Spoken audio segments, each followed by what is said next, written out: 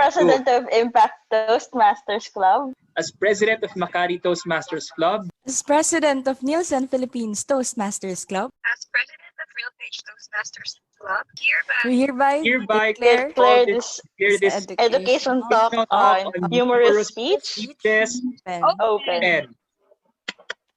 Good morning, everyone. Happy weekend. Happy Saturday to all of you. For today's educational session, we have amazing speakers that prepared a little something for you. So, what's in it for us? Again, we have three champs, three winners from the 2019 Humorous competition who will share with us key information on choosing a material or topic for a humorous speech, crafting the actual speech, delivering that humorous speech, how to make people laugh, some pointers on that as well. I'd like to introduce our first speaker of the day.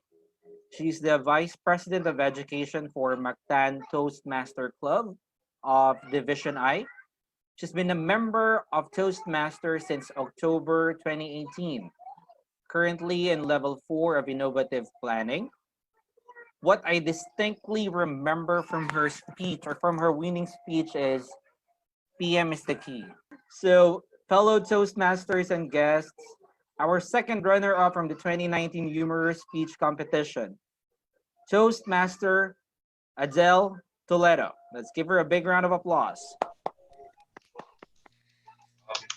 Hello, hello, hello. Good morning, Philippines. Good morning, world. Are you all excited today?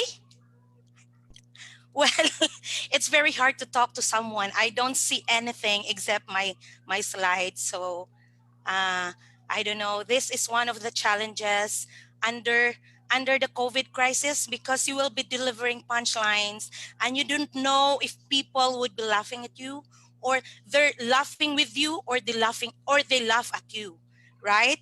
So today my task is about choosing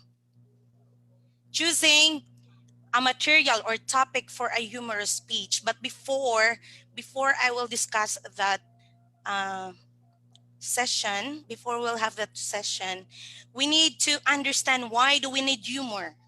Why do we really need to have this laughable material? As what Toastmaster Craig, I am not really into that. And well, everybody, I know that I myself, I was forced to do it.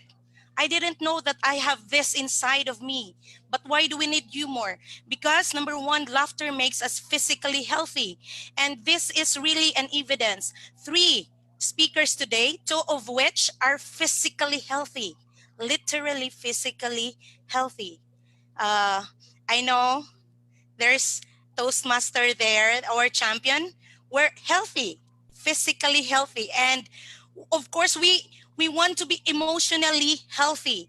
And number 3, it enhances communication and connects to people. And my favorite is number 4, laughter burns calories. So if PM is not the key, and if you don't like to go to the gym, you can laugh for 30 minutes to 1 hour. So that is your way of shedding your fats. Now let's go to my topic. How to choose a material, a topic. Why it's very important to know, or it's important to understand how you can choose your topic wisely. Because no matter how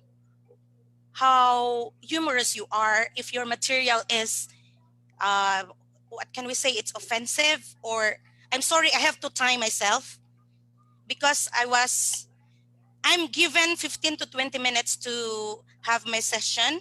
So no matter how humorous you are, if your topic is a bit offensive or a bit arrogant, the people will not laugh at you. Maybe they will laugh for a moment, but not forever.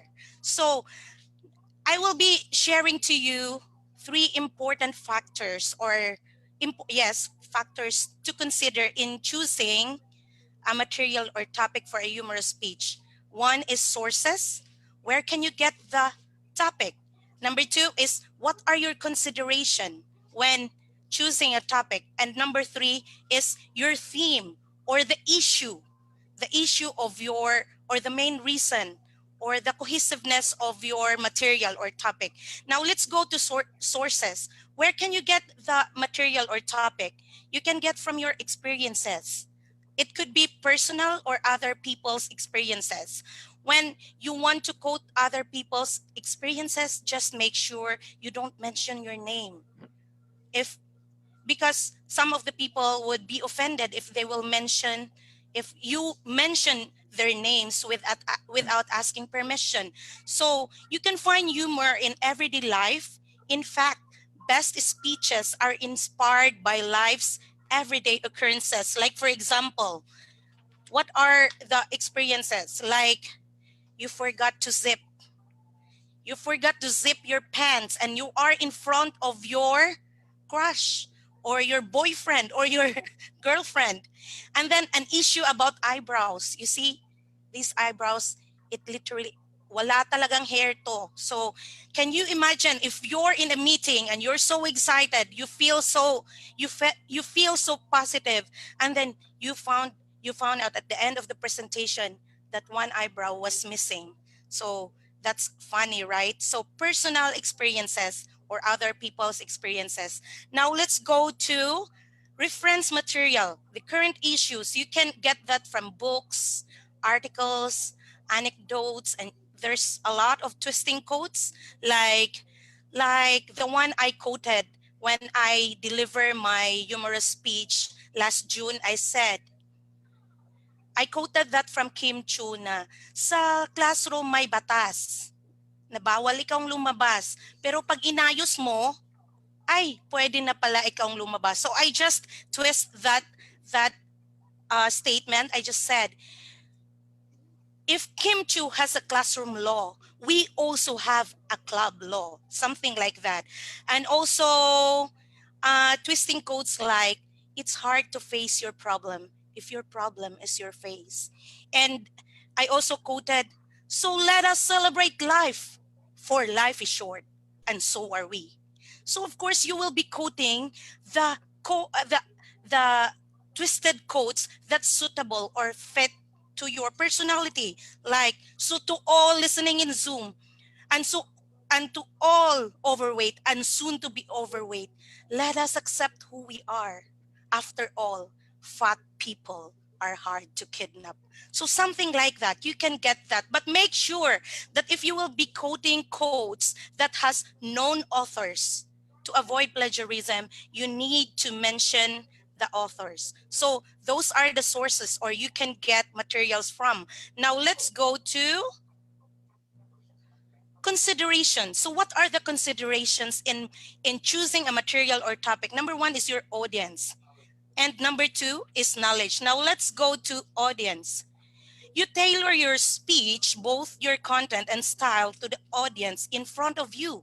Of course, you cannot throw, like for example, you throw green jokes, no matter how laughable it is, how humorous you are, you will be throwing green jokes in front of the church congregation.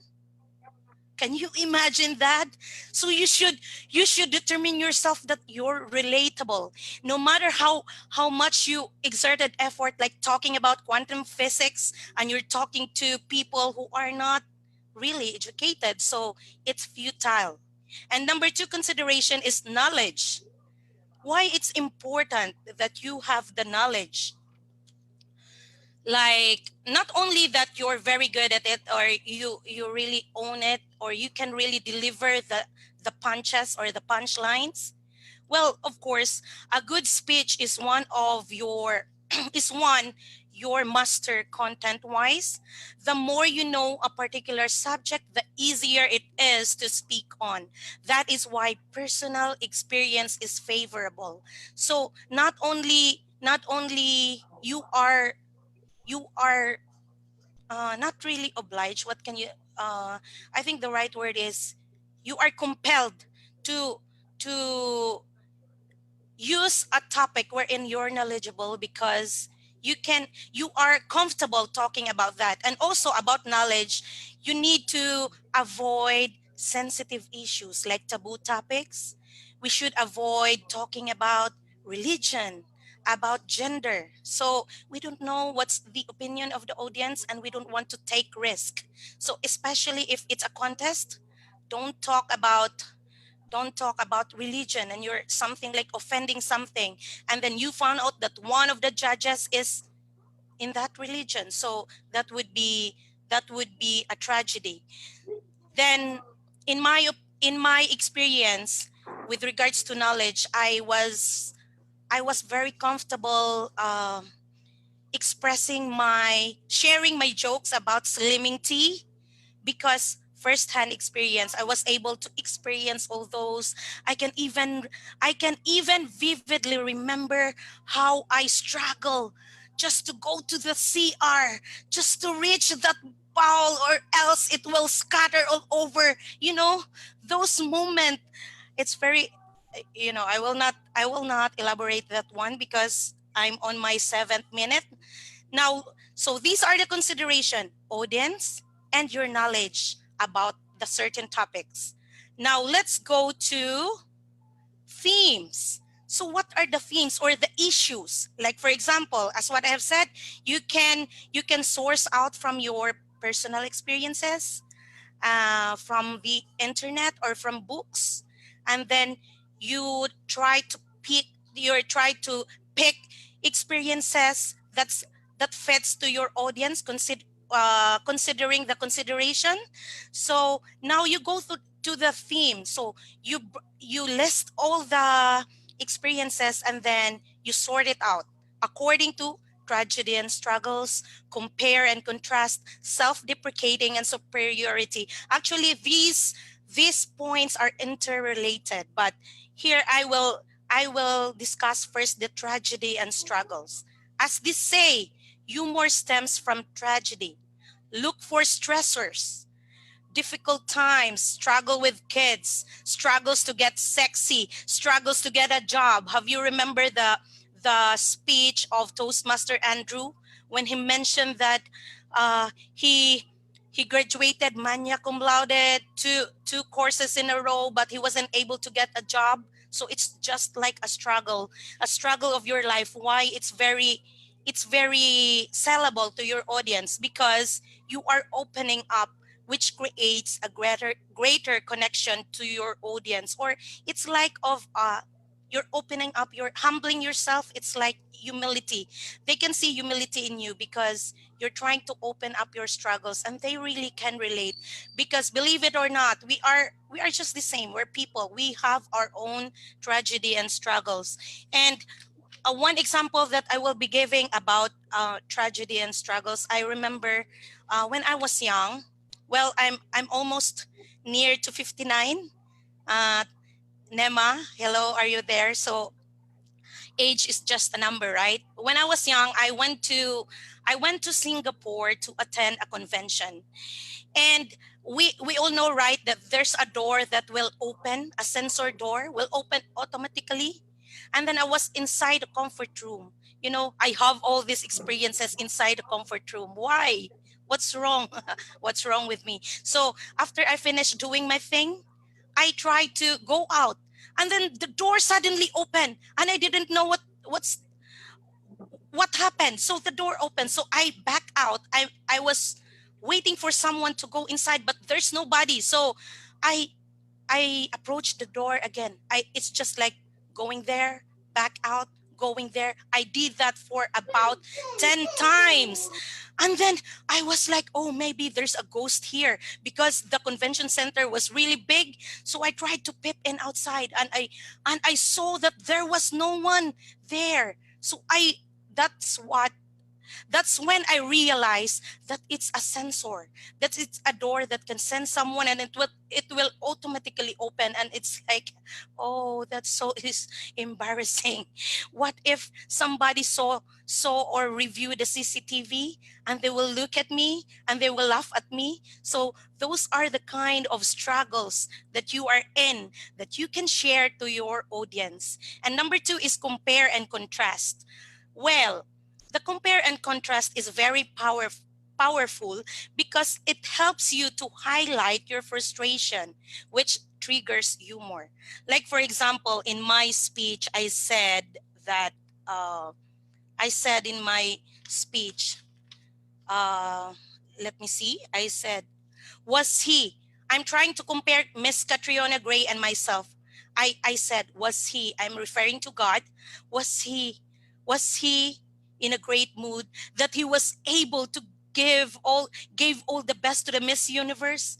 But what about the day when he made me? So I was like highlighting my frustrations, why I'm like this and like that. So it's a powerful tool wherein you can create humor in that scenario. Next is self-deprecating and superiority. Actually, this is my favorite because mainly it talks about yourself. It's safe because you don't want to hurt your audience. So might as well hurt yourself, right? So mainly it talks about yourself, whom you whom you view to be, how less fortunate you are, and in effect making others superior. You know, superiority, they said, is one of the primary reasons why we laugh. When a speaker make a self-deprecating statement, the audience feels superior to the speaker. What do you mean by self-deprecating? It's like reprimanding yourself. You're belittling yourself. But here, you should be careful also when you try to self-deprecate yourself, just self-deprecate in a gentle way, because if it has an effect of self-loathing, like there's self-hatred, you have the low self-esteem, the audience won't know if they will laugh or cry, because nobody wants to laugh at others misfortune, right? So when you self-deprecate, when you try to belittle yourself, you try to be gentle, not in the effect that you're self-loathing. That is why when I made myself a little bit the butt of the story, when I said that, uh, imagine, when I said, did he erroneously set my waistline parameters proportional to my age?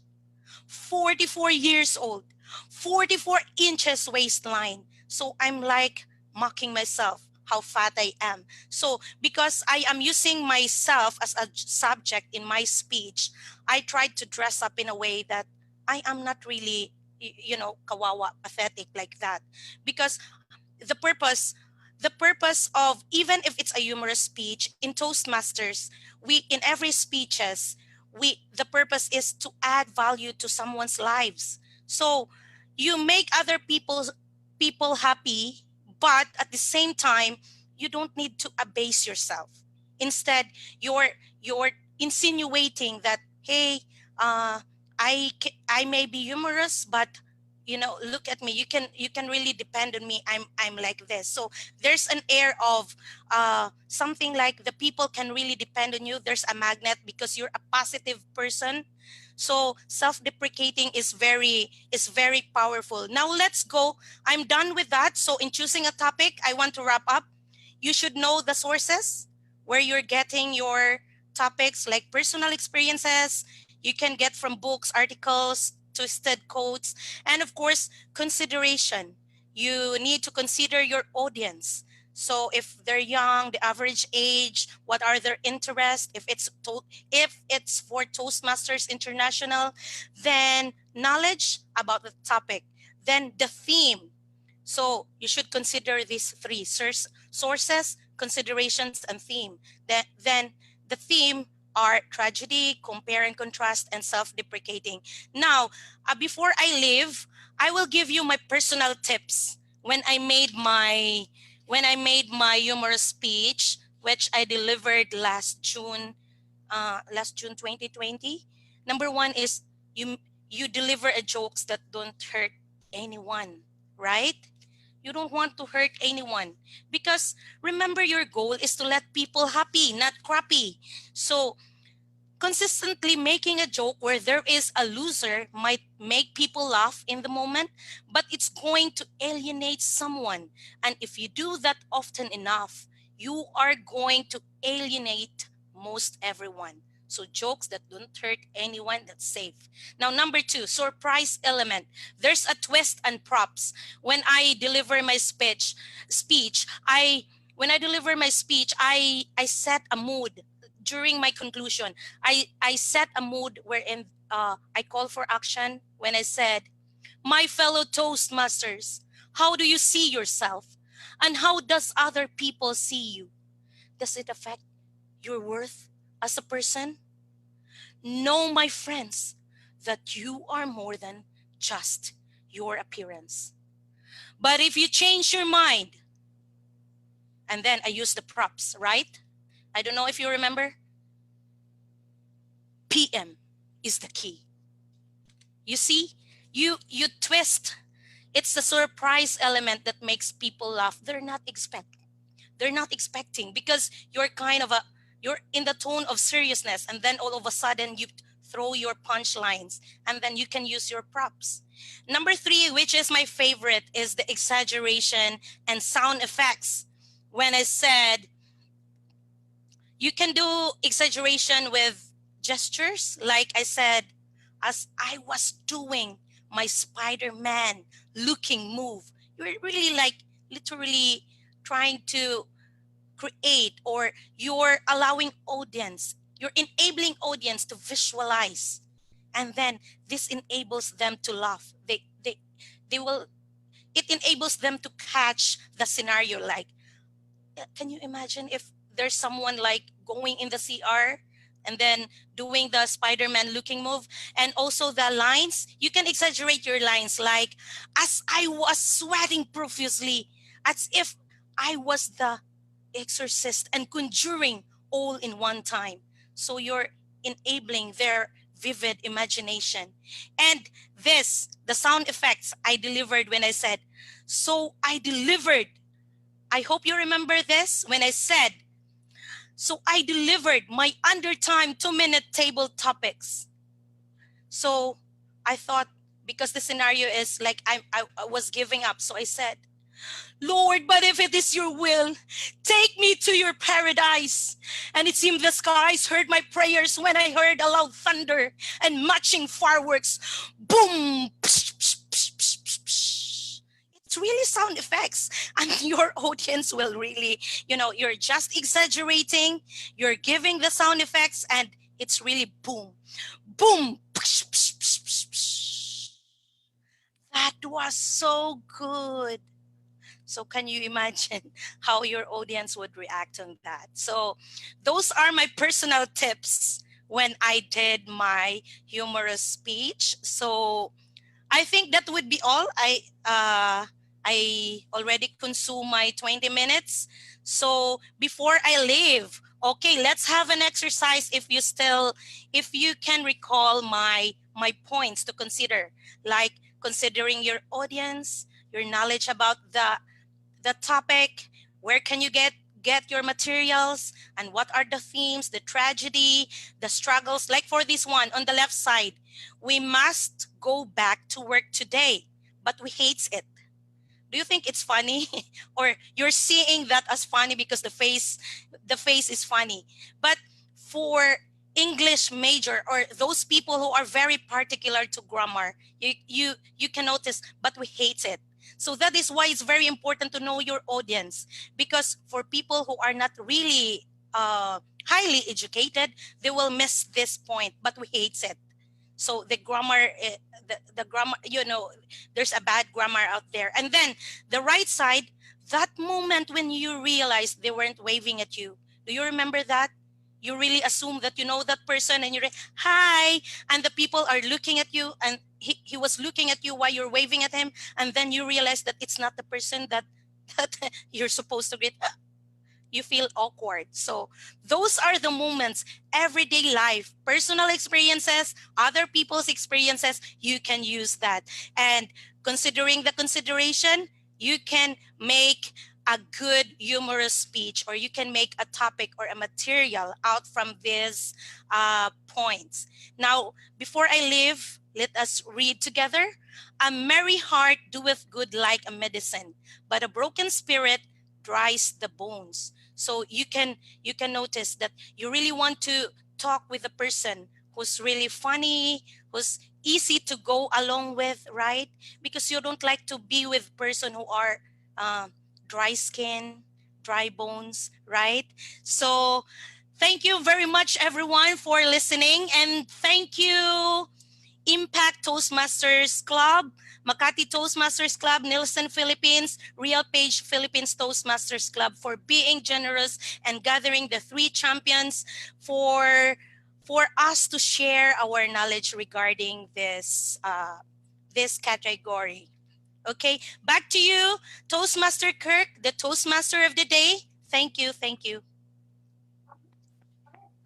Thank you, Toastmaster Adele. And again, congratulations. I mean, that short 20 minutes, although you did not do your actual speech, you just shared with us bits and pieces of it. But I can see faces, I see smiles, I see people giggling. That was a roller coaster of emotion, especially the part where you quickly transitioned from being serious to being funny to throwing a pun or a joke out there. So that's really amazing. Thank you to our guests and audience. I hope you picked something or two from what Toastmaster Adele shared with us. Now, that is the choosing a material or topic part in creating a humorous speech. Personally, I got that it's best to use yourself as a material in humorous speech, right? First of all, you don't get to hurt anyone. Second, you're very comfortable talking about yourself. And third, self-deprecation is just easy and it makes people laugh because the joke's not on them. It's always funny when it happens to others, right? So those are the things that you really picked up from what Toastmasters Adele shared with us. And again, yes, kudos to Toastmaster Clubs, Impact, Makati, Nielsen, and Real Page for making this session happen. So thank you, thank you, thank you. Are you ready for our second speaker? Are you? Well, I am. Onward to the second part of this educational talk would be about crafting the speech. If you think that choosing the material or topic is already challenging, well, we have a speaker who will make things easy for us. She is from Davao Noontime Toastmaster Club, Division E. She's been a member since 1999, and she is only 59. Make no mistake, 59, no rounding off, and that number stays like that forever. Let's all welcome our first runner-up for the 2019 Humorous Speech Competition, our distinguished Toastmaster, Nemalyn Ledda. Toastmaster Lev. Thank you, Toastmaster Kirk. And now the dogs are barking. When Toastmaster Adele was giving her input, they were all so quiet. Fellow Toastmasters, after hearing what Toastmaster Adele gave you, you might be wondering on your seat, can I be a humorous speaker? Or can I write a humorous speech? Well, before I answer that question, let me share you a story. 4 years ago, I was waiting for my flight at the pre-departure area. And then the announcement went off. We are now ready for boarding. We're accepting business class passengers, premier elites, and elite club members, those who are traveling with infants and children, those who need assistance, and senior citizens. I was seated near the exit, near the counter, so I just sat there, and they were again calling for the priority passengers, and I saw the ground personnel making an announcement, looked at me and said, "We're boarding senior citizens now." I really wanted to say something bad, but because I was in a public place and probably I was surprised. I just said, "Oh, are you in a hurry? Can you wait for 4 years?" So I told my friends about it and they were laughing so loud about that experience. And from that time up to today, instances like that came in trickles at first, and then they become so constant that I can feel two pages of a white bond paper, short size. So I said, why not make a humorous speech out of this? So last February, I volunteered to be the joke master of our club, and I wrote that speech. And after I delivered it, the terrorist of my club said, "You join the area contest tomorrow." Oh, there goes the basurero. So that started my journey to humorous speech contest. So to answer your question, can I be a humorous speaker? My answer is, of course you can. Let me share with you some of the tips that I have learned in crafting your humorous speech so that you can deliver it. Okay. So my topic is about crafting your humorous speech. I learned from Toastmasters the time that I started in 1999 that when you would make a speech, list down all the things you want, all the ideas you want that is pertaining to the topic. All the ideas, no holds barred, just list it down. And then after listing that, you can sort out. Like a jigsaw puzzle, now it's time for you to organize the thoughts or the topics. Organize it in such a way that it would fit the bigger picture of the topic that you want to portray. So after that, you are on to your speech. Don't weed out yet anything that you find it, even if it doesn't fit, just don't completely erase that from your list. What is the most important thing to do is you have to start strong. Well, if you have to engage the audience on the first few lines. The earlier the people will laugh, the better. I have seen a lot of beautiful speeches wherein the speaker really had to start strong, like the speech of Toastmaster Amy Torrefranca, who is now a USEC in DSWD. She delivered it in Bohol and she said, "Life is short.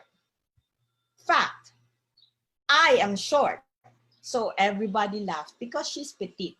Another humorous speech that started well was the one that was delivered by Toastmaster Amvic during the MidCon here in Davao, when she said, "In my age of 18 times the power of y divided by a minus b, people are wondering why I'm still single. My answer is, who needs a husband when I have a dog?" So they all laughed because she's so lucky, because the previous contestants were all already discussing about the topic, which is the singleness, the single blessedness. So she got a very thunderous start. Now, after you have crafted your strong start, break up your speech in several parts. You have to plan your speech in such a way that you give punchlines or remarks in bursts. Make sure that there is a funny line or a punchline every 20 to 30 seconds so that your speech will be interesting. Just like the dog in the background, it's all in bursts. So thank you very much, neighbor's dog, for being my audience. The next part is punch by surprise. Punchlines should always be surprising. As distinguished Toastmaster Elisa Tai said, that punchlines, to be able to make an effective punchline, your punchline should be like a rubber band. So they will follow you, and then it snaps in the opposite direction. Example,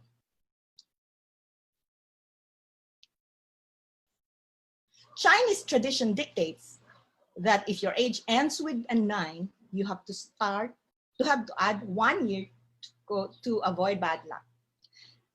If you're 29, say you're 30. If you're 49, say you're 50. I am 59, but I'm not Chinese. So you see, you did not expect that I will say that because you are expecting in the line of the thought that I'm 59, but I say I am 60. No way, I am not Chinese. Then another thing that you should remember, that we should all remember when crafting a humorous speech, is to avoid long setups. I have heard several beautiful speeches, humorous speeches that were really funny, but the setup was quite long. It became so boring. And you would lose the audience attention because of the long setup. So it's best to cut the setup in several or 2 to 3 lines only, so that you will not bore your audience. Another tip is you have to build your speech. Remember, it is a speech. A humorous speech has to have an introduction, a body, and a conclusion. And in building up your speech, you have to build momentum. One joke should lead to another, and then to another joke. It's not just a series of jokes like the stand-up comedians would always say. That's why humorous speech in Toastmasters is really different. Example of this building up of speech wherein I had several jokes within the paragraph. Social media are so full of hurtful memes poking fun on aging people, like the evolution of the contents of a lady's bag, from baby powder to cologne to perfume to white flour and efficacent oil. I swear I don't have those in my bag. Well, except for that katingko liniment given by past international director Elisa Tai, who said it was so effective for her. She's also 59, but because she's Chinese, she's 60. So these are several jokes in one paragraph. Next is you have to make your speech realistic, or at least from your own point of view. I know that those who are young like you, the millennials, would think, what's the big deal between 59 and 60? What's the big deal being called tita? But you know, that's my reality. And my speech, the entire speech, are all my personal experiences. So it's really very important that we draw from our own personal experiences because it becomes more natural. Next tip is to use simple language. If you can say it in one syllable, don't say the word, don't describe it with 3 syllables or 4 syllables. I'm sorry. Oh my God. Avoid jargons or mga antonyms or acronyms that are not familiar.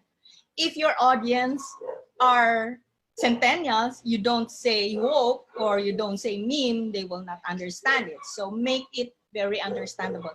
Here are some of the examples of simple words from the more complicated one that you can do. You can just simply say erroneous, wrong rather than erroneous. Help instead of facilitate. Merge instead of consolidate. Then fast. Use, equal than commensurate. So words that are powerful, as I have read and as my mentors would always tell me, short and simple words can paint a picture more vividly than those that are more complex or highfalutin words. And it's very important that in a humorous speech, you have to show, not to tell. So make sure that the words that you would use will be picturesque, but simple enough for everyone to understand and to comprehend.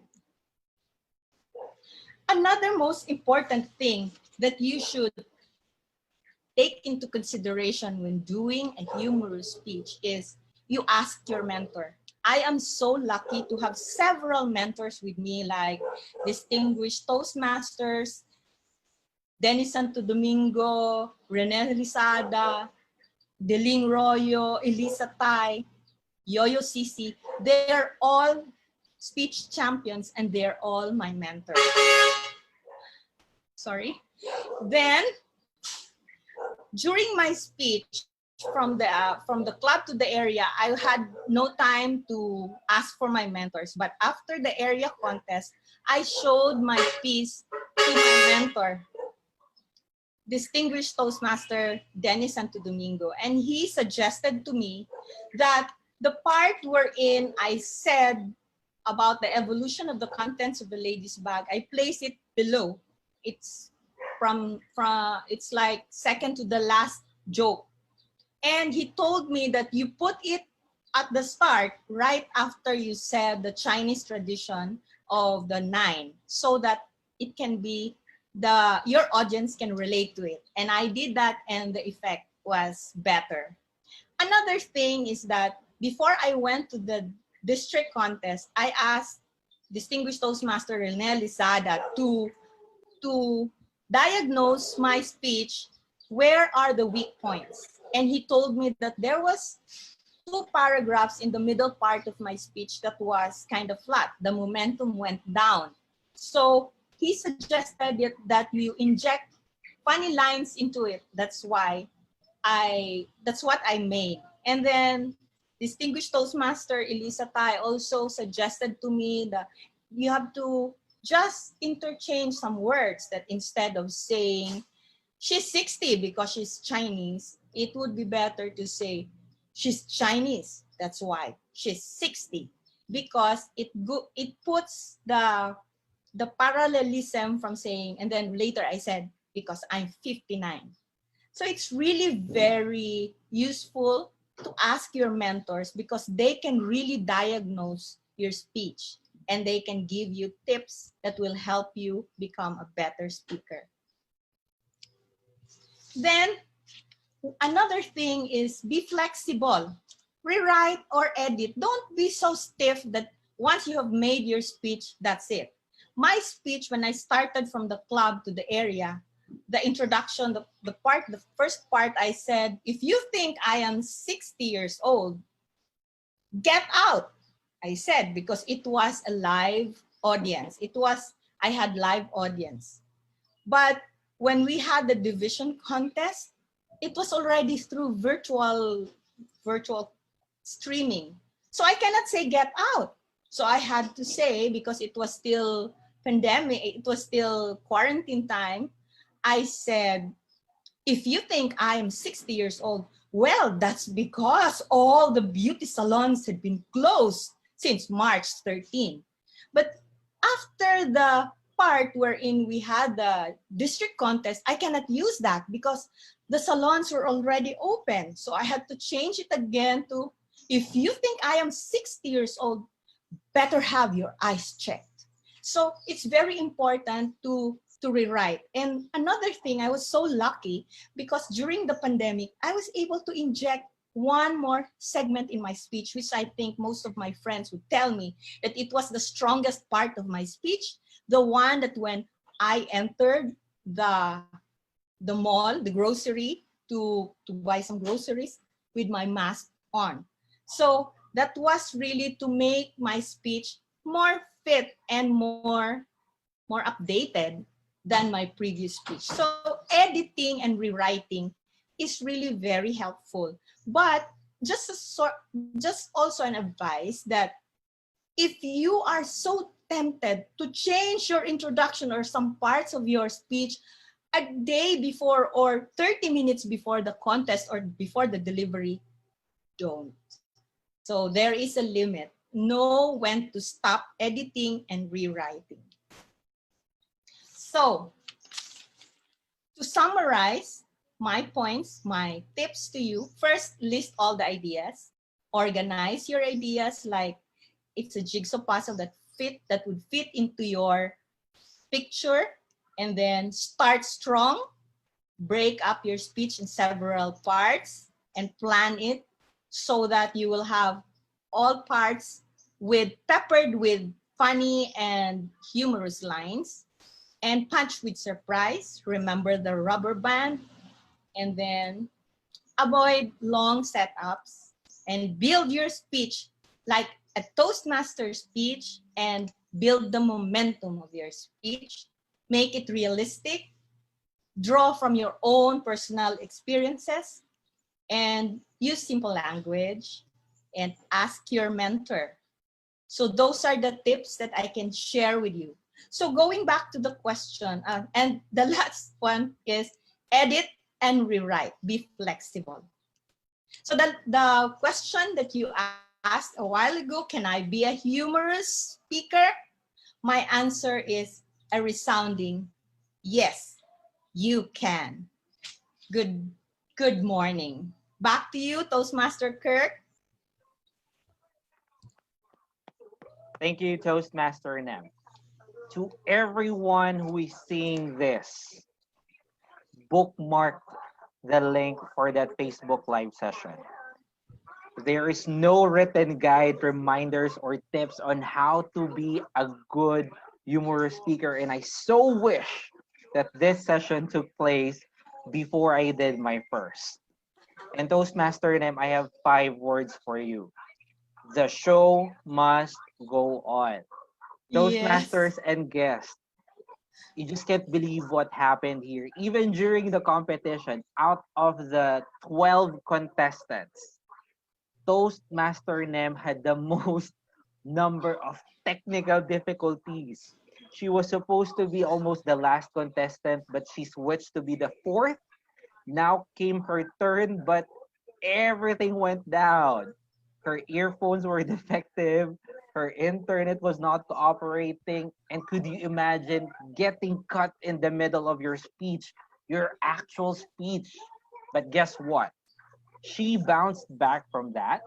She showed us that 59 packs a lot of punch and even bagged 2nd place in that humorous contest. Now, like what I told you, Toastmaster Nem, earlier, if everyone will be as bad as, sorry for the word, or as cool as you when we turn 59, then bring it. Thank you, Toastmaster Nem. Thank you. Now, for everyone, for those aspiring humorous speaker, like what Toastmaster Nem said, yes, you can be a humorous speaker. If you don't have any mentor available, then there is always YouTube. There are a lot of Toastmaster videos available as well in YouTube. Read, watch, and you can definitely get something out of it.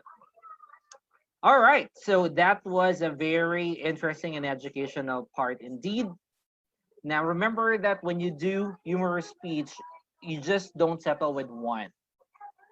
If you can come up with multiple speeches, then practice with your audience. Let them tell you based on their reaction, based on the laughter, which speech is the most effective of all, which one is the most relatable of all. Do it. You have your weekly, bi-weekly, or monthly club sessions, do it. Use your teammates as a guinea pig. Don't be scared, okay? So take that first step towards being an effective and a great humorous speaker. So again, thank you, Toastmaster Nem. Now, all this build-up I've been doing for our 2019 Humorous Speaking Competition champ. She's been a member of Toastmasters since 2018. She's a member of Bohol Toastmasters Club, Division C, Level 3 in Motivational Strategies. She's shy type,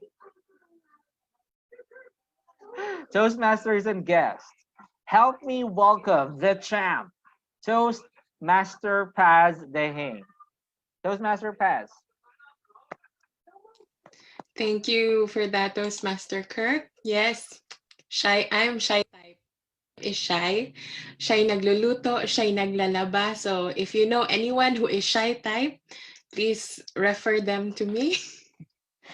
So good morning, everyone. I hope you're doing well and healthy and enjoying so far.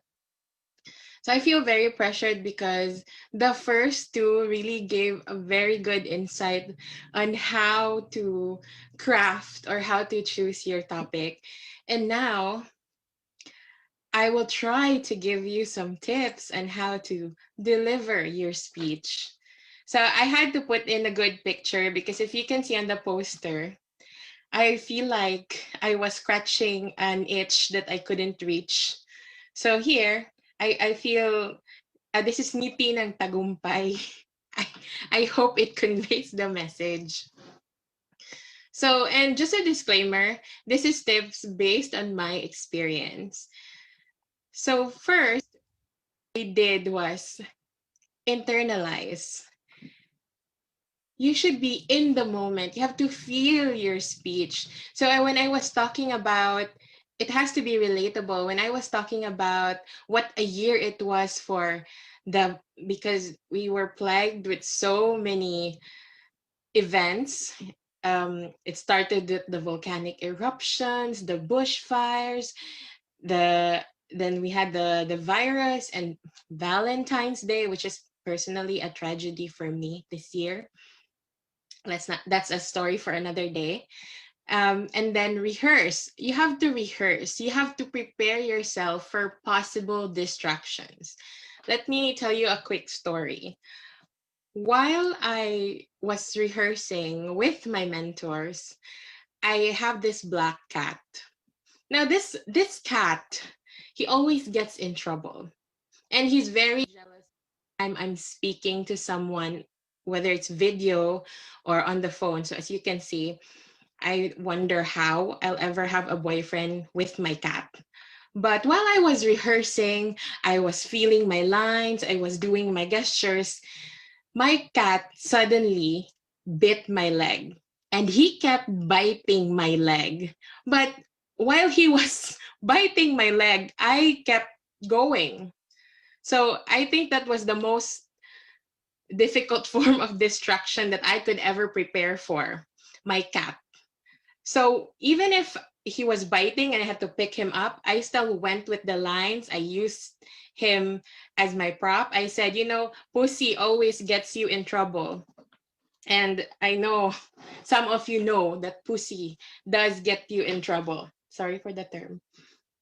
And now we have, don't take yourself too seriously. Laugh at you have to enjoy it. I feel like if you're too conscious of what you're doing, if you're the type of person who takes things too seriously, you won't be able to relate what you want to your audience.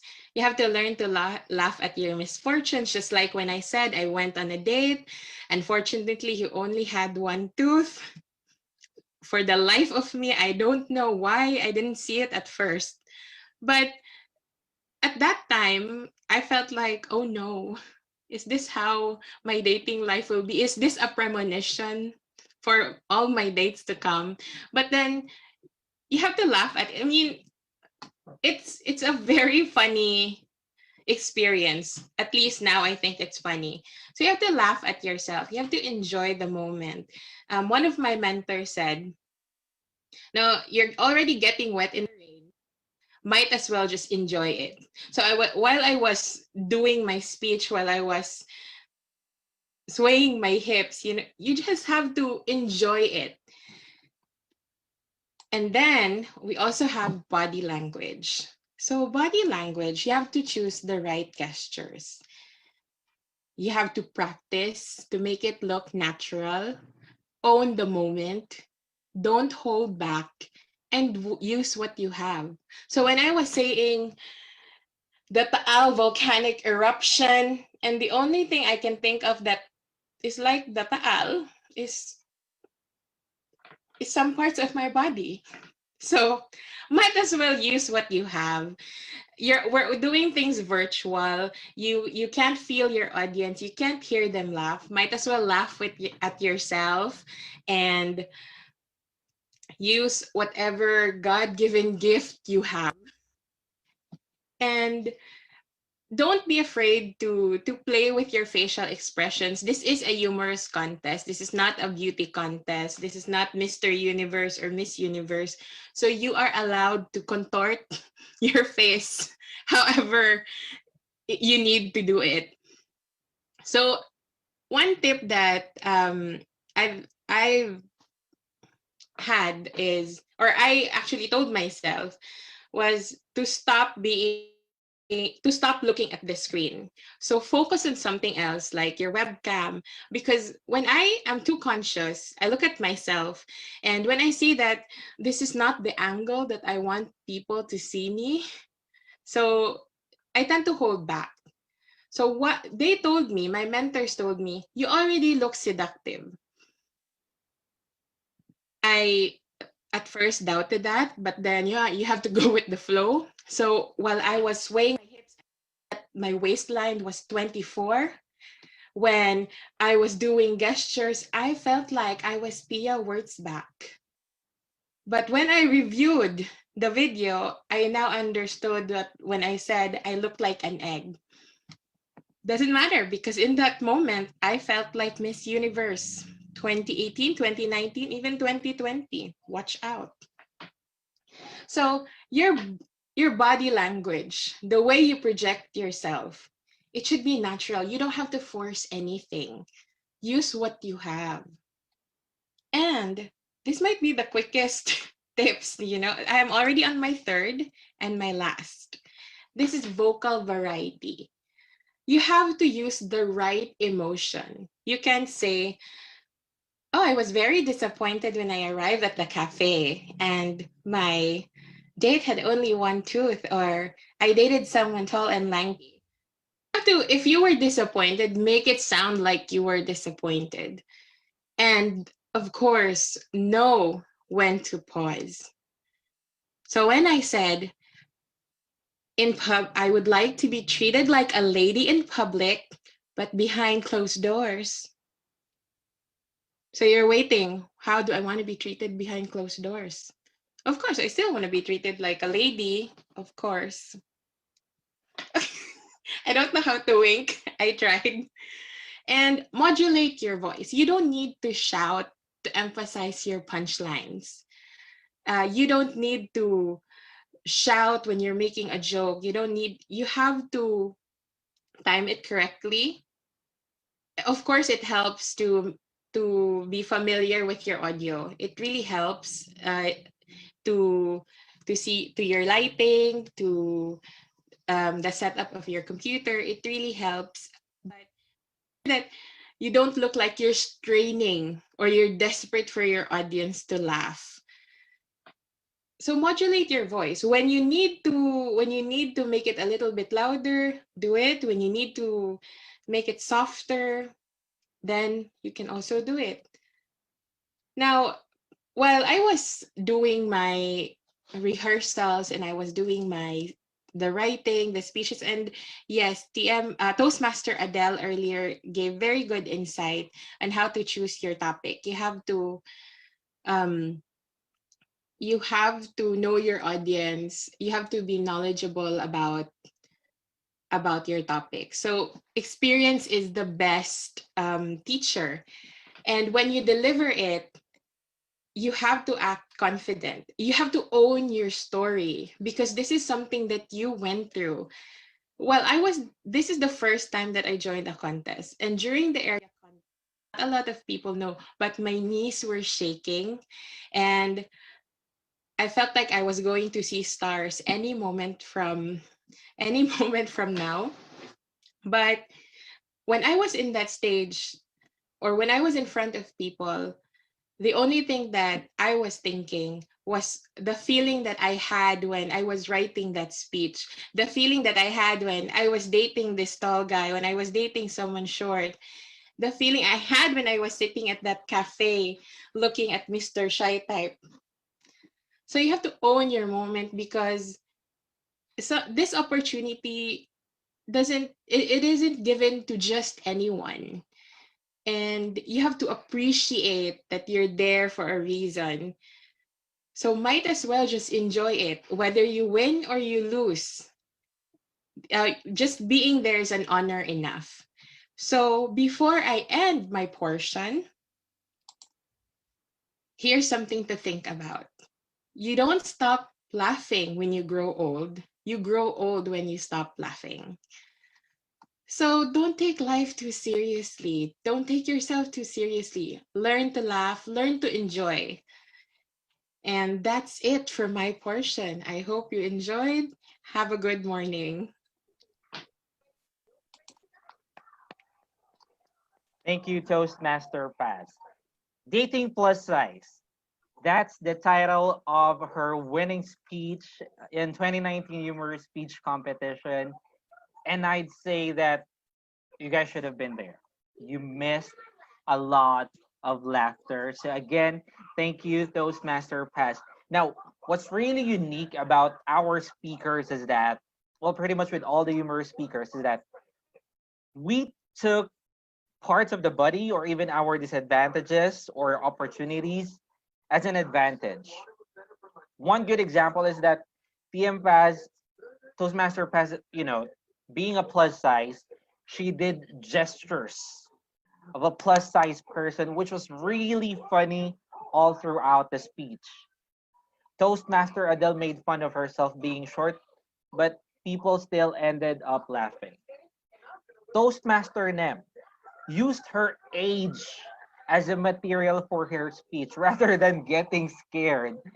People ended up laughing as well. So I would say that from all the speakers, my major takeaway would be one, the best material would be yourself. Make fun of yourself because you know yourself better than anyone. When you craft your speech, do not settle with one. Or if you settled with one, make it evolve. I still remember, well, I have a recording of it. Whenever I watched the first speech I delivered during the area competition, I was shouting at the audience. I was scaring the audience just to get their attention. But then during the division level, it was completely different. It toned down a lot. So it evolves. You have to match the audience's energy. Now, from what Toastmaster Paz said, you have to internalize. Like what my mentor told me, Toastmaster Jed, before you even go up the stage, think funny. Be funny. Now, if you are not enjoying your speech, if you are too focused about the fact that, am I making the people laugh? Then I don't think you will have fun delivering your speech, and the audience can see that as well. The ending, your speech will not be as effective or as funny as you thought it should be. But of course, if I may share something, the most important of all, time yourself. No matter how funny or ridiculous our speeches are, if we exceed the time limit, we get disqualified. So yes, practice, practice, practice. And remember that, it happens that your audience laughs a lot. And when you feel it, you tend to speak more. So watch out, pin the timer screen now that we're virtual, so you are aware where you are at in your speech. Okay? Again, remember things that our champion speakers have taught us today. Now, to the next session of the program, our question and answer portion. Earlier, we've asked all of you that you can post questions to our speakers or to the Toastmaster team in general about our topic for today. You can still post them, but let me turn the floor over to our panel moderator, Toastmaster Lenna Desuasido from Makati Toastmasters Club. Toastmaster Lenna, all yours. Thank you, Toastmaster Kirk. Now, according to Robin Williams, comedy is acting out optimism, and we do need a lot of optimism. So for 2020 leaves us with little to be happy about, but this morning, our three lovely ladies has brought us a lot of laughs and gave us a bit of sunshine in terms of trying to bring our club speeches up to another level in terms of humor. So thank you, ladies. Now, everyone, I want you to join me as we pick their brains a little bit more. Now, we do have a lot of questions that came in at the latter part, and I think we'll start with an icebreaker. And this question I would like to ask all the ladies, starting with Miss Adele. Toastmaster Adele, do you think you were born funny or did you have to work on being funny? I really don't know. Maybe I'm in denial, but I I I think I would consider now myself as being funny, and I think it's inborn. But I was trying all along to deviate because my perception before was that if you're funny, sometimes you could look cheap. But now I realize being funny is not about being cheap. Being funny is about, as what you have said, be the sunshine. So I embraced that. And the moment I embraced that, I said yes to the contest. And there, I realized it's in my inner self. It's innate, I think.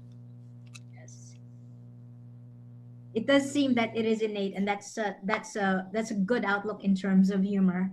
What about you, distinguished Toastmaster Nem? Do you think you were born funny, or did you have to work on being funny? I love listening to humorous speech contests, and I'm a sucker for jokes. But whenever I would deliver jokes, I would laugh first before that punchline, and it ruins it. So in terms of envisioning myself to be funny, no, I'm not. But I just noticed that whenever I would write some experiences and I would write it on my Facebook account, people would be laughing, and they said that I am naturally funny. There was even one time wherein there was this car that fell on a big estero in Davao City, and I put a meme there that I said, sa Davao, ang linis ng estero namin, pero pag nagtapon kami ng basura, big time. It was really viral. It was shared 20,000 times. And I said, probably I have it in me, but I could not really imagine myself delivering a speech in the humorous speech contest. It was my first time to join a contest, and much more, it's a humorous speech contest. So this is a lesson for all of you that even if you think that you're the worst joke master, you can still be a good humorous speech deliverer or a humorous speaker. Thank you, DTM Nem. You're my idol now, so you're my inspiration. Maybe I can be funny. And Toastmaster Paz, funny? Were you born funny, or did you have to work on it? I don't know. When I was born, I was sure that my mom wasn't laughing. She was probably crying, but I guess I've always been able to laugh at myself because of my size. There were so many things to laugh about anyway, but I didn't. So growing up, I just how to roll with the punches, laugh at myself, so that it was it felt like a weapon for me. Like no one can really bully me anymore because I bully myself first. So I guess I was somehow born with it. Okay, yes. You do seem like you were born with it, and that's a good takeaway. Roll with the punches, laugh at yourself, So thank you, Toastmaster Paz. Now we move on to a more serious question for Toastmaster Adele, since you talked about picking topics and themes. Now, the Filipino culture in general practices self-deprecation as a means to show humility. Do you think that that is the easiest theme to tackle and that's the best way to pick a winning piece just because everyone can relate to it? Yes, yes, I agree. Self-deprecating or belittling yourself. But as what I have said, you should be careful too, because there's a thin line when you belittle yourself or you self-loathe or you hate yourself. Because when you're too focused on citing negative things about yourself and there's an aura of hatred, the people might conceive that as that speaker or that speech was kind of an insinuation or an acceptance that you have the very low self-esteem and like that. And since I was based uh, based on my based on my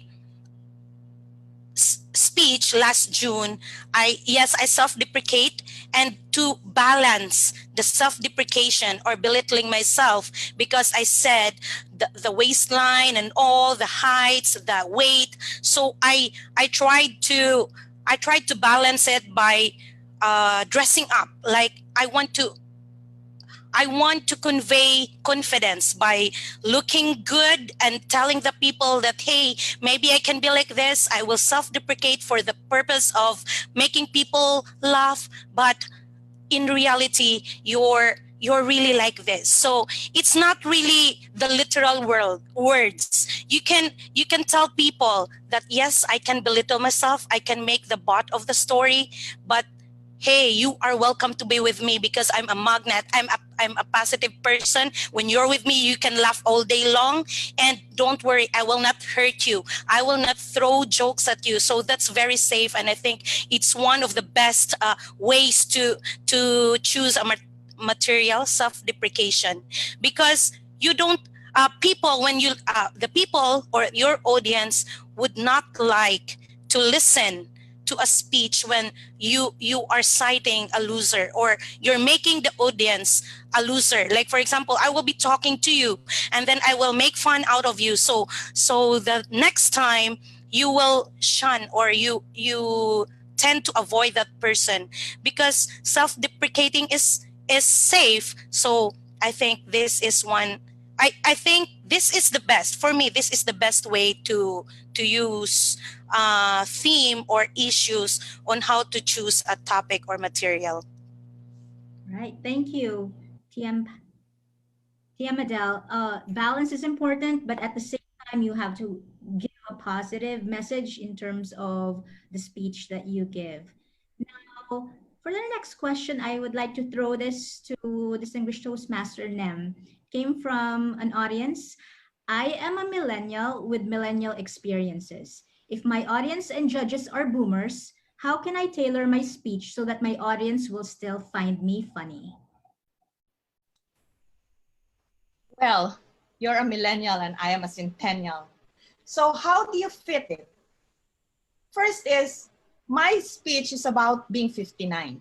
And most of the audience are below 30, or at least 35 is the average age. And did I connect to the younger ones? I think so, because I got some messages and compliments from young Toastmasters.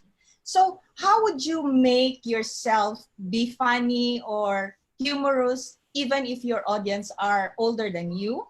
You just have to look at something that everyone can relate to. You have parents who have you have audiences who have children your age, so we can relate.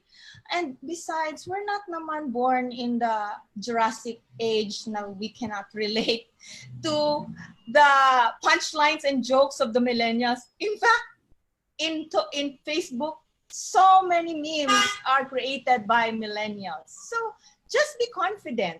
When you have a story to tell and you believe it is funny and you deliver it based on your experience, you can relate to your audience. Yes, I agree. Just be confident. And humor is intergenerational anyway. So just as long It as you transcends. yes, thank you. Just as long as you deliver it right. Thank you, distinguished Toastmaster Nem. Now, this is specific to Toastmaster Paz. Now, in your speech, when you mention people, organizations, do you let them know in advance? Do you have to ask for permission? Well, when I did actually, when I was mentioning names that people can or people know, because it's I guess it's an added impact if you mention people in your speech that the rest of your audience know. What I did ask them beforehand if I could use their name. Yes. Okay, it's important to ask permission. Mhm. Right, thank you. Now, this next question is for everyone. So, normally, contest speeches are delivered in front of a live audience where you more or less can gauge the reaction. Now, did you find delivering a speech to just the camera advantageous or disadvantageous? Let's start with Toastmaster Pass this time. Oh, to me, when I was in front of a live audience or when I was in front of the camera, my knees were shaking both times. So it was the same level of anxiety. But I guess what makes your speech virtually hard is that you can't gauge the reaction of your audience. You don't know if they're laughing, if they're making faces. You don't know their reaction. So I find that delivering to a live audience, no matter how nerve-wracking it is much better than delivering it virtually. And then you have your technical difficulties or technical issues. When you deliver it in front of a live audience, of course, there's the setup. So you don't need to worry about those things. Whereas if you deliver it virtually, there's so many things to worry about. So I would prefer if it was done face-to-face. What about you, DTM Nem? What was your experience with that? When I delivered my humorous speech first in the club and then later in the area contest, I had live audience. And the disadvantage for me then was because some of my lines were already predictable and they would laugh first. So I would laugh with them and I lost the momentum in giving my punchline. During the area contest, because it was an intimate contest, I know everybody, so I was so relaxed. I was laughing with them. And my mentor, distinguished Toastmaster Lizada, told me, you cannot laugh during the district contest or the division contest because you will lose definitely. So that was my difficulty. And then came the virtual presentation. I did not know that it was more difficult because I had so many technical difficulties during my delivery. But maybe I would really have loved to deliver that during a live audience and watching all the older women and men laughing with me because they can relate to what I am saying. So whichever it is, there's an advantage and there's also a disadvantage. All right, thank you. And Toastmaster Adelle, your experience, please. Yes, I agree. There's disadvantage and advantages, both sides. And for the online, it's for me the advantage is you cannot see the DTMs, the seasoned speakers, and it lessens the tension. But it's very hard to look on the camera and then you cannot feel the warmth. Whereas when you're when you're delivering your speech live, you can really feel the giggles. You can hear how the audience will respond, and when you can hear the response of the audience, it will fuel your energy and you will be more fired to throw lines and everything, and you can adjust according to the response of the audience. Like for example, if you think that they're a little bit bored, so you can, if you can throw lines right away, that would be very good. But when you're looking in the camera and you're looking the gallery view, the frames are too tiny, and you don't know if they're getting you, if they're laughing with you or they're laughing at you. You don't really know. So there's advantages and advantages, but personally I prefer the live audience. All right, thank you. And now, speaking of audience interaction, Toastmaster Paz, will you change your speech midway if people are not reacting as expected? I think I wouldn't. I would just go with my speech, because when you change your speech midway and you don't really know what to put there, it creates a bad impression. It makes you look like you're not prepared. So if my audience was not reacting the way I imagined them would be, I'd keep delivering my speech until I finish it. Okay, thank you for that. Now, distinguished Toastmaster Nem, you talked about mentors earlier. How do you decide whether the advice your mentors give you are valid, especially if they are not exactly the most humorous people out there? Oh, you are on mute. I made sure that all my mentors have had a taste of humorous speech contest. And I wouldn't ask people who are not credible in the humorous speech category. But I had one mentor who's not active in Toastmaster, but she's a champion coach. And she's not so much on the humorous, but more on the prepared speech. And most of the contestant that she really trained all won, and she's known in Davao. So I asked her to comment on my delivery, and I did not agree to some of what she said, but I picked up what only one, and this was what she told me. Remember, when there is a technical difficulty, just go on. And that was the most profound advice that that really stuck into my mind, and it helped me through my debacle during my delivery. Yes, thank you so much. It really is important to choose your mentors well. Now, for Toastmaster Adelle, was there an instance where you overthrow your theory because it works in practice? For instance, if a green joke works, even if it's a bit taboo, would you still say it? Oh, well, as what I have mentioned, I really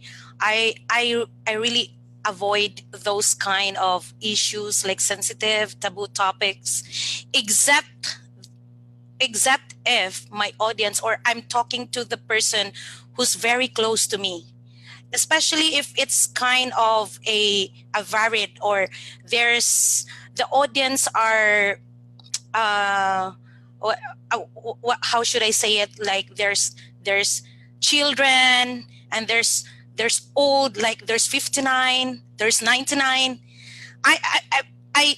We should stick, personally, I should stick to the ideas that don't throw taboo topics, jokes, because for me, it's better to be safe, because what's the point of throwing jokes when you hurt someone?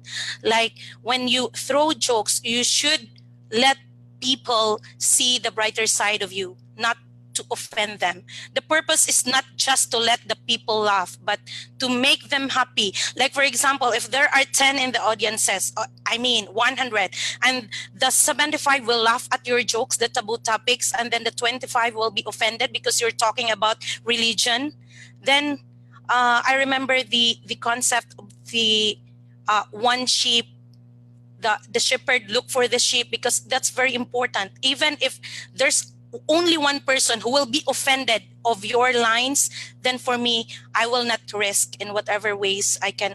I don't really know. Okay, thank you. Good advice. Now, Toastmaster Pass, you said that you have to be natural, but sometimes does theatrical help? Do you really have to practice it, even if it's not in your nature? Well, what happened to me is I tried to practice in front of the mirror. So just know my gestures, I know my facial expressions, and that's, I think that's a very good practice now, to know your facial expressions. But the more I looked at the mirror, the more self-conscious I was getting. So my movements became limited. So what I did was I just stopped looking at myself and just delivered it the way I was imagining how I delivered it in my head. So like I've said, I felt like I had a 24-inch waistline. I felt like I was Pia. So when I was doing this and that, I felt that that moment. So practice will help you familiarize with your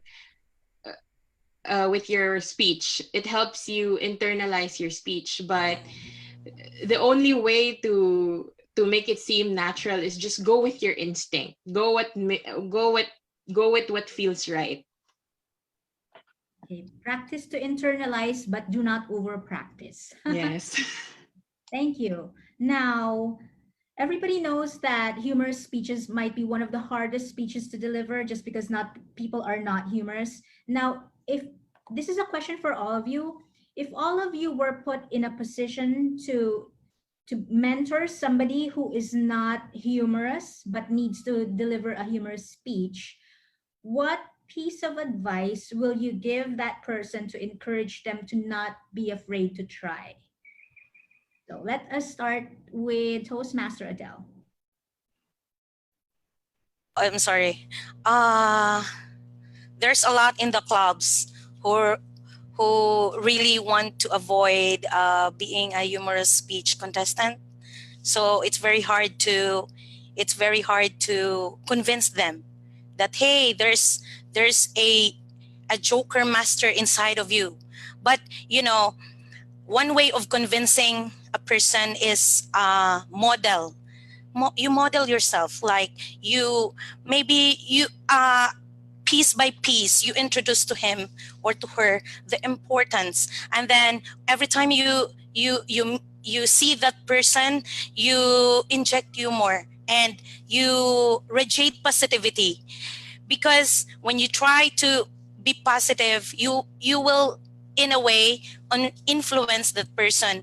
And nobody wants to be with a person who's very dry, as what I've said, dry and grumpy and something like this. Maybe that person really wants to be a humorous speech contestant, but maybe she's just too shy. So as a mentor or as a person who wants to convince that person, you try to get to know him, and then that's it. That's what I have said. Try to influence her or him in the way that she can see the importance, because it's not only trying to make people laugh. When you see, we believe in you cannot give what you don't have. So it should start from yourself. So you try to let her understand that being funny has a lot of advantages. Like as what I've said, you can burn your calories. You can be emotionally healthy. You can be physically healthy, because it will stimulates good blood circulation, something like that, or respiratory. When it comes to respiratory health, you will improve. It will improve because every time you laugh, your air sacs will expand. Okay, I'm sorry, the nurse inside of me really. I know that TM Pass is also a nurse, so there's a lot of advantages. So you try to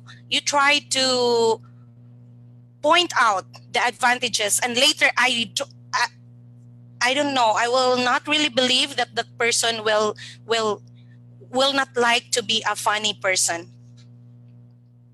Right. Thank you, Toastmaster Adelle. Distinguished Toastmaster Nem. The same question? Yes, the same question.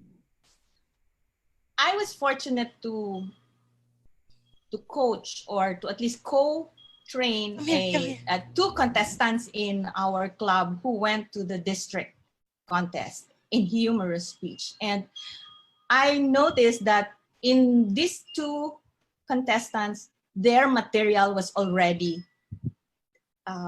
shall I say, it's airtight, it's funny.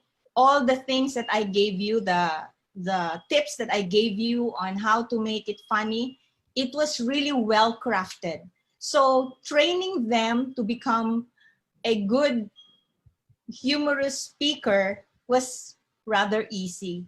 Take, for example, Toastmaster Norhaida. If you were at Clark way 3 to 4 years back, or maybe 5 years ago.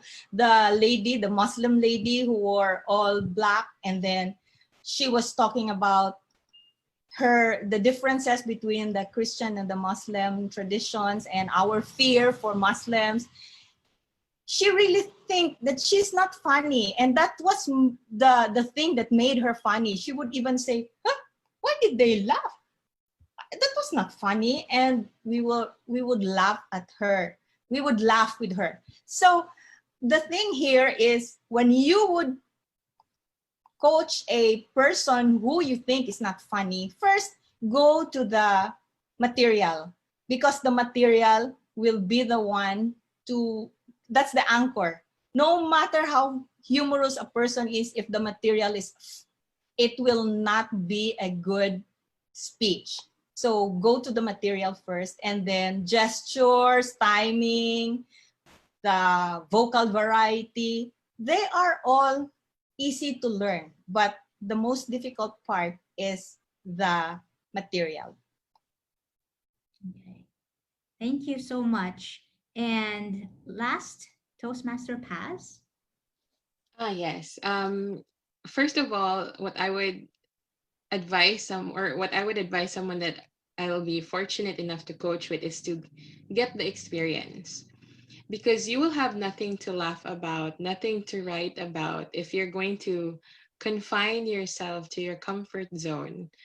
Go get the experience. See life, experience life, and then don't take yourself too seriously.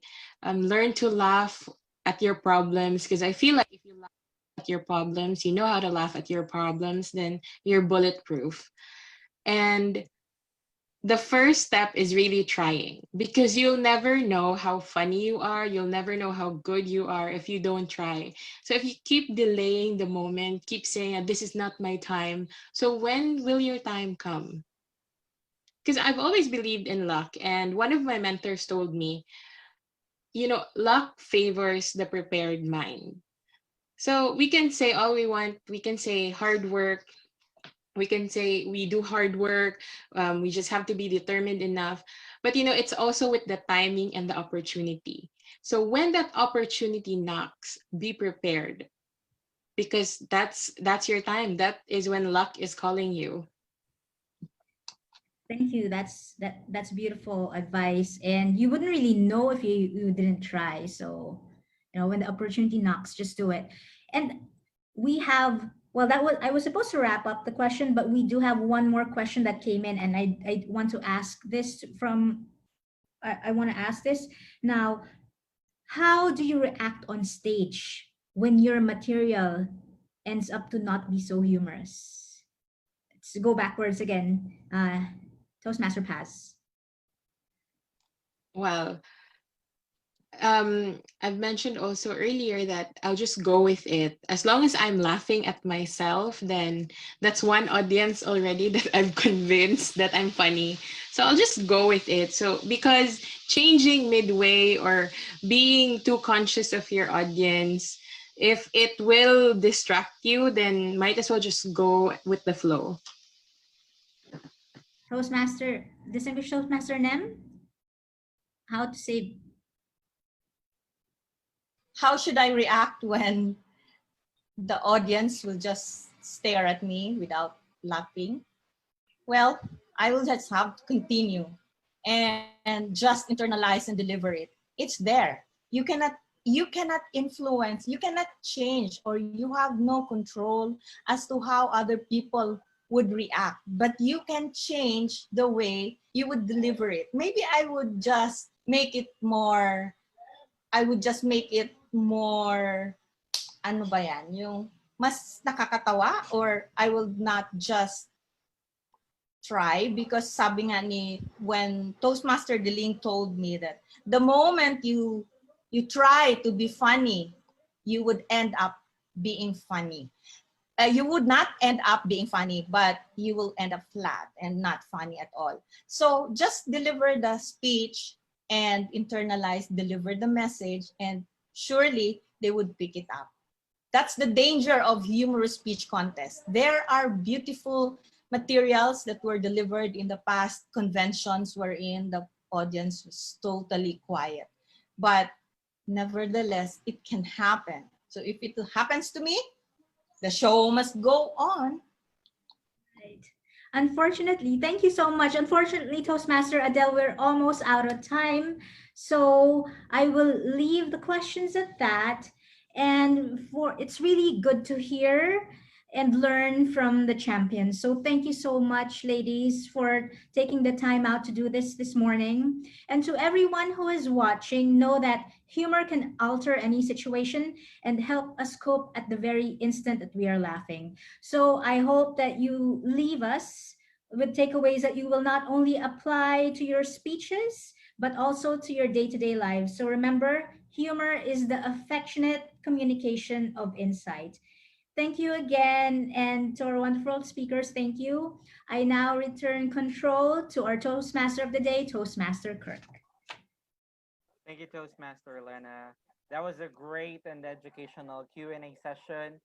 We sure look forward for more, but unfortunately, time is not on our side. But before I move on to the next part of the program, can I please ask everyone to please turn your cameras on so we could have a pictorial before we at least wrap up?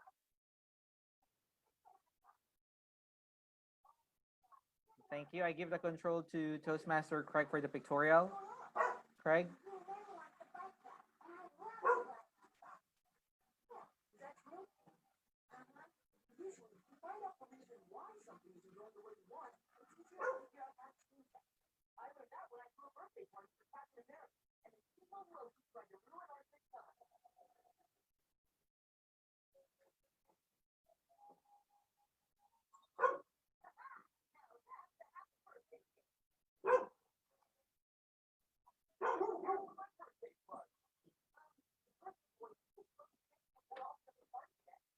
All right, so let's do this. Show me your best pose. 1, 2, 3. Okay, one more. Just give me 2 seconds. Ooh. All right, one more. Everyone, wacky. 1, 2, 3.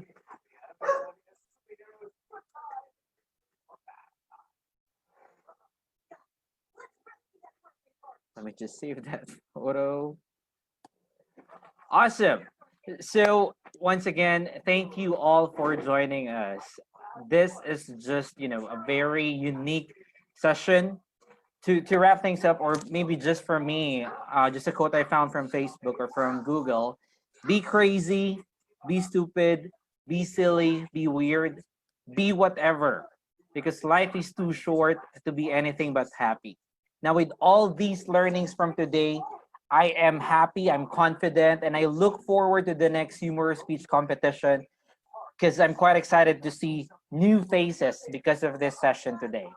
Once again, I am your Toastmaster of the day, and to end today's session, let me call on our Toastmaster presidents again from Nielsen, Impact, Makati, and RealPage.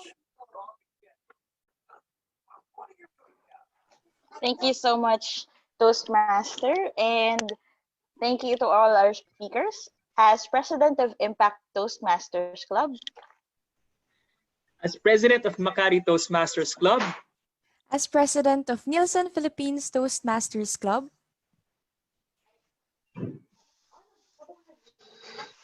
as proxy of president of RealPage Toastmasters Club, hereby declare this educational education talk talk on on humor humorous speech speech close. closed. finally. Lapit na guys, Finally. lapit na. Craig. Hey, thank Happy you, weekend, everyone. you all. Thanks, Stay everyone. Thank you safe. everyone for Thank you, the wonderful everyone. experience. All right, Thank you, Speaker. Makati, Thank Impact, Nielsen, you. and Thank you, RealPage. Thank everyone. you. Bye. Bye.